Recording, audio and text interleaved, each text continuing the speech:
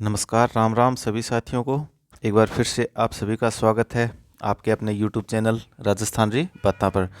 तो हम history classes में एमसीक्यूज़ के कुछ इम्पोर्टेंट टॉपिक्स में कवर कर रहे हैं, जिसमें हमने गुर्जर प्रतिहार वंश देख लिया तथा उसी क्रम में हमने गोहिल वंश को भी कंप्लीट किया। उसके बाद में हम आज जयपुर की तरफ बढ़ते हैं तथा वहाँ पर शुरुआत में आमेर में जो कछुआ वंश होता था उसकी हम बात करेंगे और कुछ महत्वपूर्ण क्वेश्चनों की चर्चा करेंगे। ठीक है, तो चलिए हम शुरू करते हैं पहले क्वेश्चन से। तो सर्वप्रथम क्वेश्चन आता है कि जयपुर के जो संस्थापक थे महाराजा जय सिंह सेकंड, उनके पिता कौन थे। तो उनके पिता, ये क्वेश्चन अभी अभी राजस्थान पुलिस कांस्टेबल 2022 में पूछा गया है। तो उनके पिता थे महाराजा बिशन सिंह थे उनके पिता। ठीक है। जयपुर का निर्माण किसके द्वारा करवाया गया था। तो ये जय सिंह सेकंड के द्वारा करवाया गया था। जय सिंह द्वितीय कहें या इन्हीं को क्या, सवाई जय सिंह। ठीक है। तो सवाई जय सिंह के द्वारा जयपुर नगर की स्थापना कब की गई थी। 18 नवंबर और 1727 को इसकी स्थापना की गई थी। ठीक है, 1727 से ध्यान में रखना। किस सदस्य के स्वागत में जयपुर शहर को 1876 में गुलाबी रंग से रंगवाया गया था। तो किसके आगमन पर जयपुर को गुलाबी रंग से रंगवाया गया था। तो प्रिंस अल्बर्ट एडवर्ड आए थे जयपुर में। उनके आने की खुशी में कहें या उनके स्वागत में जो राम सिंह द्वितीय जी थे ना, उनके द्वारा जयपुर शहर को गुलाबी रंग से रंगवाया गया था। या गुलाबी कहें या गेरुआ रंग होता है, जैसे मैन, तो उन्होंने गेरुआ रंग से रंगवाया था। जयपुर नगर की स्थापना के समय मुख्य वास्तुकार एवं नगर नियोजन कौन था, अर्थात जयपुर का नक्शा किसने तैयार किया था। तो ये विद्याधर जी भट्टाचार्य के द्वारा तैयार किया गया था। ठीक है, जो एक बंगाली वास्तुकार थे या वास्तुविद थे। कछुआ राजवंश ढूंढाड़ राज्य के संस्थापक थे। जो कछुआ राजवंश है उसको शुरुआत में कहें या पहले वह ढूंढाड़ राज्य के नाम से जाना जाता था। तो सर्वप्रथम अगर स्थापना की बात करें तो दुल्ले राय के द्वारा की गई थी। कब, 1137 ईस्वी में। क्योंकि ये ढूंढ नदी के आसपास का क्षेत्र था, इसलिए इसको ढूंढाड़ प्रदेश बोला जाता था। और प्रारंभ में यहाँ पर मीणा जनजाति का वर्चस्व हुआ करता था। उसके बाद में यहाँ पर कौन आए, बड़गुजरों द्वारा मीणाओं को हरा दिया गया था। फिर मीणाओं ने अपनी सहायता के लिए क्या किया कि जो एमपी से तेजकर्ण को बुलाया था। तेजकर्ण कहें या दुल्ले राय, उन्हीं को कहा जाता है। तो उन्होंने यहाँ पर आकर बड़गुजरों को हराया था तथा 1137 ईस्वी में कछुआ वंश की नींव रखी थी। ठीक है। तो ये स्वयं को क्या मानते हैं, भगवान श्री राम के जो पुत्र थे ना कुश, उनके वंशज मानते हैं या वंशज हैं। कुल देवी की बात करूं तो इनकी कुल देवी है जमुआय माता। जमुआय माता कुल देवी है और आराध्य देवी शिला देवी है। ये भी दो बातें और ध्यान में रखना। और क्या, एक बात और ध्यान में रखना, जयपुर के जो शासक है ना, जैसे मेवाड़ के शासक खुद को एकलिंग जी का दीवान मानते हैं, वैसे जयपुर के जो शासक हैं स्वयं को गोविंद देव जी का दीवान मानते हैं। तो कछुआ राजवंश की नींव हो गई दुल्ले राय जी के द्वारा। कछुआ राजवंश की प्रथम राजधानी कौन सी थी। तो प्रथम राजधानी थी दौसा। उसके बाद में जमुआ रामगढ़ को राजधानी बनाया। उसके बाद में आम्बेर कहें या आमेर कहें, अंत में जयपुर आते आते राजधानी हुई थी। तो सर्वप्रथम राजधानी थी दौसा।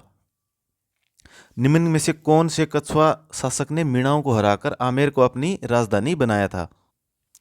तो ये हराया था कोकिल देव ने। कब, 1207 ईस्वी में मीणाओं को हराकर आमेर को अपनी राजधानी बना लिया था। काकिल देव ने आमेर को कछुआ राजवंश से कब बनाया था। तो यह भी बता दिया, 1207 में बनाया था इसको। आमेर राजा बिहारीमल की पुत्री का विवाह अकबर के साथ है कहाँ हुआ था। तो ये हुआ था सांबर में। तो आमेर के राजा बिहारीमल कहें या बारमल कहें, ये प्रथम राजपूत शासक थे जिन्होंने मुगलों के साथ में मैत्रिक संबंध या वैवाहिक संबंध स्थापित किए थे। तो 1562 में इन्होंने अपनी पुत्री कौन, हरखाबाई, जिनको बोला जाता है हरखाबाई या जिनको मानमती भी बोला जाता है, उनका विवाह अकबर के साथ में करवा दिया था। इन्हीं के पुत्र कौन हुए थे, सलीम, या जिन्हीं को कहा जाता है जहांगीर। ठीक है। अकबर द्वारा राजपूतों से वैवाहिक संबंध नीति में सर्वप्रथम में किससे विवाह किया था। तो ये अभी हमने बात की है हरखाबाई। अजमेर के राजा बारमल ने अकबर की अधीनता कब स्वीकार कर ली थी? तो यह भी हमने चर्चा कर ली, 1262 ईस्वी में स्वीकार कर ली थी। किस राजपूत शासक को अकबर ने अमीर उल उमरा की उपाधि दी थी? तो अकबर ने यह उपाधि दी थी भगवंत दास जी को, जिन्होंने अपनी पुत्री मानबाई की शादी किससे करवाई थी? अभी अभी हमने सलीम पढ़ा है, उनसे साथ में शादी करवा दी थी, या जहांगीर से उनकी शादी करवा दी थी। तो इसमें भगवंत दास जी ध्यान में रखना। निम्न में से आमेर के किस शासक ने सर्वप्रथम मुगलों के साथ में संधि की थी? तो संधि ये बारमल जी के द्वारा ही हो गई, वैवाहिक संबंध के साथ ही। अकबर द्वारा मान सिंह को निम्नलिखित में से कौन से मुगल प्रांतों का सूबेदार नियुक्त किया गया था?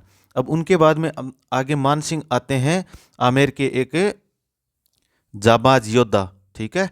तो उनके द्वारा अकबर के लिए काफी युद्ध लड़े गए तथा अकबर के द्वारा उनका काफी सहयोग भी किया गया था। तो उनके अलग अलग स्थानों पर उनकी नियुक्ति रहती थी। तो मुगल प्रांतों का उनको अलग अलग जगह सूबेदार बनाया जाता था। तो उनमें से कुछ हमें ध्यान में रखने जो एग्जाम में पूछे जाते हैं। तो इनको काबुल का बनाया गया था सूबेदार, बिहार का भी, बंगाल का, लेकिन गुजरात का नहीं बनाया गया था। तो इसमें 1, 2, 3 हो जाएंगे, ये आपको ध्यान में रखना है। आमेर के राजा मानसिंह 1587 से 1594 तक किस प्रांत के सूबेदार थे? अब जैसे सन दे के भी स्थान विशेष से पूछा जा सकता है। तो इस समय ये बिहार के सूबेदार थे। सबसे पहले इनको काबुल का सूबेदार बनाया गया था 1585 में। उसके बाद में 1587 में बिहार का बनाया गया था। और 1592 में उड़ीसा में जाकर इन्होंने, जो अफगान थे ना, नासिर खां, उनको पराजित कर दिया था और उड़ीसा में मुगल साम्राज्य को एक हिस्सा बना दिया था। लेकिन 1587 से 92 में ध्यान में रखना आपको, बिहार का इनको सूबेदार बनाया गया था।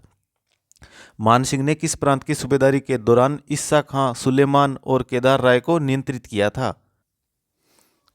तो ये जब बंगाल उनका दौरा था ना, तो उस समय सूबेदार के दौरान ईसा खां, सुलेमान और केदार राय को नियंत्रित किया था, ठीक है। तो वहां से जैसे हम पढ़ते हैं कि केदार को हरा करके वहां से शिला देवी की मूर्ति भी लेकर आते हैं तथा जिसको आमेर में स्थापित करते हैं। 1585-86 में केवल जिस राजपूत शासक को 5000 का मनसब प्राप्त हुआ था वह केवल राजा मानसिंह ही थे। जब उनकी काबुल विजय हुई थी ना, तब उनका मनसब 5000 कर दिया था। लेकिन जब मरते मरते समय तक मैं कहूँ तो अकबर ने अंतिम रूप से इनका 7000 मनसब कर दिया था। महाराजा मानसिंह की मृत्यु कहाँ पर हुई थी? तो ये महाराष्ट्र में होती है उनकी। 1614 ईस्वी को महाराष्ट्र में मृत्यु हो जाती है। मृत्यु भी ध्यान में रखनी है महाराजा मानसिंह जी की। उन 2 सरदारों के नाम बताने हैं जिनको अकबर ने 7000 की मनसबदारी प्रदान की थी। तो अभी हमने देख लिया, एक तो मानसिंह जी हो गए और एक कोक्का अजीज थे। निम्नलिखित में से किस राजपूत मनसबदार को अकबर ने फर्जंद की उपाधि दी? तो वो मानसिंह को ही दी थी। फर्जंद का अर्थ जैसे क्या होता है, बेटा होता है। उनको अपने बेटे के समान वो मानते थे मानसिंह को। निम्नलिखित में से आमेर के शासक मानसिंह प्रथम के संरक्षण में कौन थे? तो इनके संरक्षण में थे जगन्नाथ दी, ठीक है। किस मुगल शासक ने अपने शासनकाल में हिंदू मनसबदारों की संख्या में अधिक वृद्धि की थी? तो सर्वाधिक ये वृद्धि है वो औरंगजेब के समय में देखने को मिलती है। अकबर ने की थी, लेकिन औरंगजेब के समय में ये मनसबदारों की संख्या में अधिक वृद्धि देखने को मिलती है। किस राजपूत राजा ने हरिनाथ, सुंदरदास व जगन्नाथ जैसे विद्वानों को संरक्षण प्रदान किया था? तो ये सब जो थे ये आमेर मानसिंह जी के दरबार में ही थे। छत्रपति शिवाजी को पुरंदर की संधि करने हेतु विवश करने वाले शासक कौन थे? तो ये मिर्जा राजा जयसिंह थे, जिन्होंने छत्रपति शिवाजी को पुरंदर की संधि के लिए विवश कर दिया था या उनको मना लिया था। तो ये 3 मुगल शासकों के शासनकाल में रह चुके थे, जैसे कि मैं बात करूं जहांगीर, शाहजहां और औरंगजेब।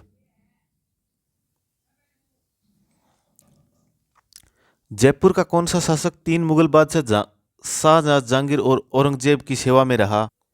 तो ये हमने बात कर ली मिर्जा राजा जयसिंह जी की। आमेर के जयसिंह प्रथम को मिर्जा राजा की उपाधि दी किसने थी? तो ये शाहजहां के द्वारा दी गई थी। उनके प्रति उनकी सेवाओं को देखकर उनको ये उपाधि दी गई थी। हिंदी का प्रसिद्ध विद्वान बिहारी किसके दरबार में था? तो ये मिर्जा राजा जयसिंह जी के दरबार में थे। बिहारी के दोहे सुने होंगे ना आपने, नहीं सुने तो अच्छी तरीके से सुन लेना। शाहजहां द्वारा शाह शुजा के विरुद्ध भेजी गई जो मुगल सेना है उसका सेनापति कौन था? तो ये मिर्जा राजा जयसिंह जी थे, ठीक है। शाह शुजा के विरुद्ध भेजा गया था इनको मुगल सेना का सेनापति बनाकर।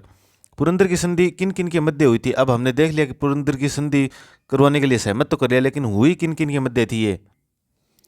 तो ये उधर मराठा सरदार शिवाजी और इधर मिर्जा राजा जयसिंह के मध्य हुई थी, ठीक है। जयपुर के शासक जयसिंह सेकंड को सवाई की उपाधि किसने दी थी? अब उसके बाद में जयसिंह सेकंड आते हैं जिनको सवाई की उपाधि दी गई थी। तो ये औरंगजेब के द्वारा इनको उपाधि दी गई थी, ठीक है। तो इन्होंने 7 मुगल शासकों के शासनकाल में कहे तो काम किया था, ठीक है। तो ये भी ध्यान में रखना, सर्वाधिक मुगल शासकों के साथ में काम किया था। निम्नलिखित में से कौन मराठा आक्रमण के विरुद्ध हुए उर्डा सम्मेलन में सम्मिलित थे? अब जैसे आप सभी को पता होगा कि जब राजस्थान में मराठाओं के आक्रमण बढ़ने लगे थे तो उसको लेकर एक सम्मेलन किया गया जिसको उर्डा नामक स्थान पर किया गया, ठीक है। तो सभी रियासतों से सभी को आमंत्रित किया गया और एक साथ है संगठित होकर लड़ने की योजना बनाई गई थी। तो इसमें महाराणा जगत सिंह जी थे मेवाड़ से, और सवाई जयसिंह जी थे आमेर से, और महाराजा अभय सिंह जी थे जोधपुर से, लेकिन महाराणा जसवंत सिंह जी नहीं थे, ठीक है। तो ये 3 लोग हो गए इसमें।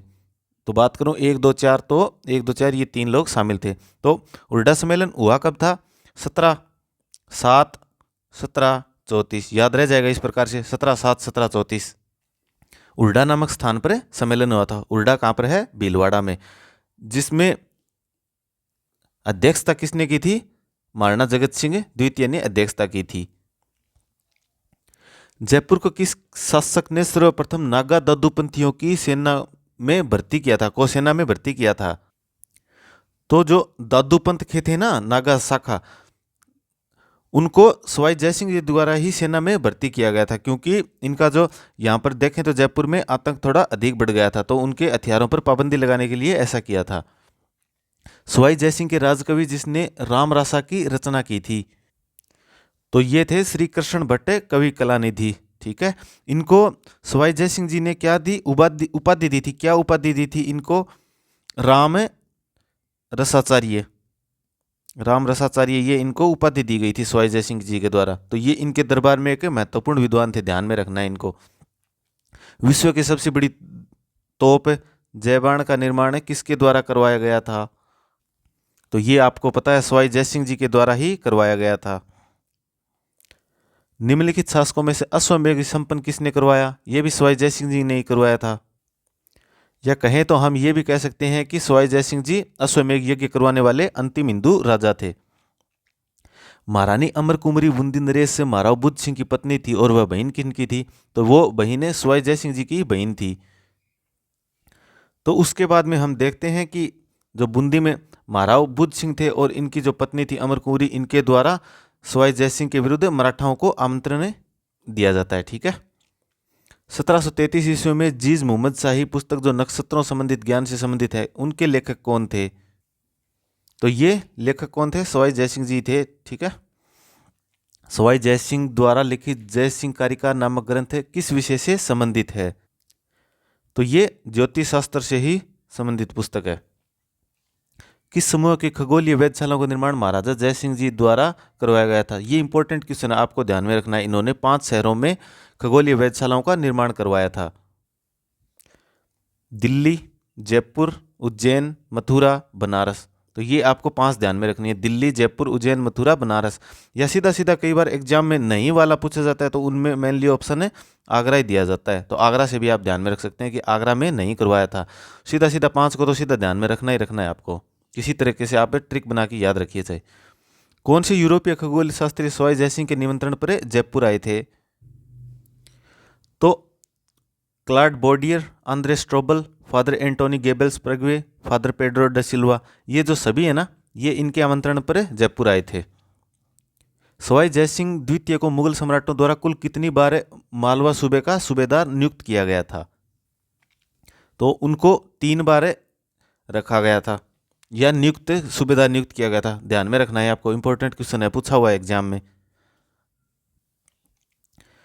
1713 में पहली बार बनाया गया था मालवा का सूबेदार। उसके बाद में 1730 में बनाया था। उसके बाद 1732 में।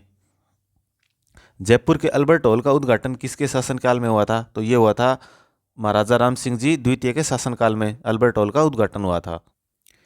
नहीं, इनके द्वारा तो इनका निर्माण करवाया गया था, राम सिंह जी द्वारा तो 1878 में इनका निर्माण करवाया गया था। लेकिन अगर उद्घाटन की बात करें तो वो किया गया था महाराजा माधो सिंह सेकंड के काल में। ठीक है,